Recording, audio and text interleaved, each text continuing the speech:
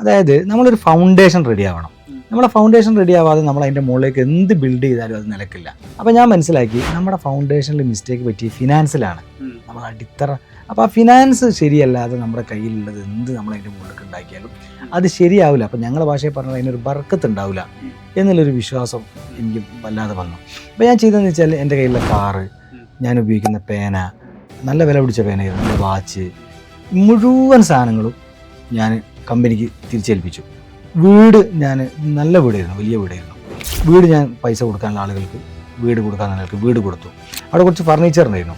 അതൊരാൾ വന്നിട്ട് എന്നോട് പറഞ്ഞു, എൻ്റെ മകളുടെ ഇങ്ങനെ പരിപാടി ഉണ്ട്, അതിനകത്തേക്ക് ഫർണിച്ചറില്ല, എനിക്ക് കാശ് നിങ്ങളുടെ അടുത്ത് തന്നായിരുന്നു, ബുദ്ധിമുട്ടാണെന്ന് പറഞ്ഞപ്പോൾ ഞാൻ അവരോട് ചോദിച്ചു, നിങ്ങൾക്ക് ഈ ഫർണിച്ചർ പറ്റുമോ നോക്കിയതാണ്. ആ പറ്റുന്നു, നിങ്ങൾ വണ്ടി വിളിച്ച് കയറ്റി കൊണ്ടുപോയിക്കൊള്ളുന്നത്. ഇതെല്ലാം കഴിഞ്ഞ് ഞാനൊരു വാടക വീട്ടിലേക്കാണ് പിന്നെ മാറി. വളരെ പരിമിതമായ സൗകര്യം, വളരെ വിശാലമായ ബാത്ത് അറ്റാച്ച്ഡ് AC റൂമെന്ന്, വളരെ സൗകര്യമുള്ള ഒരു സ്ഥലങ്ങളിൽ നിന്ന് നമ്മൾ അത്ര വളരെ കുടുസായ ഒരു വളരെ സൗകര്യം കുറേ മാറുകയാണല്ലോ. പക്ഷേ എനിക്ക് സത്യം പറഞ്ഞാൽ അപ്പോഴേക്കും ഞാൻ വളരെ ഹാപ്പി ആയിരുന്നു.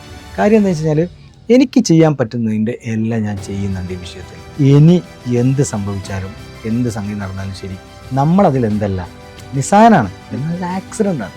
നമ്മൾ ആരെയും പറ്റിക്കണമെന്നോ അല്ലെങ്കിൽ ചതിക്കണമെന്നോ ചെയ്തതല്ല, ഇതൊരു ആക്സിഡൻ്റലി സംഭവിച്ചു പോവാണ്.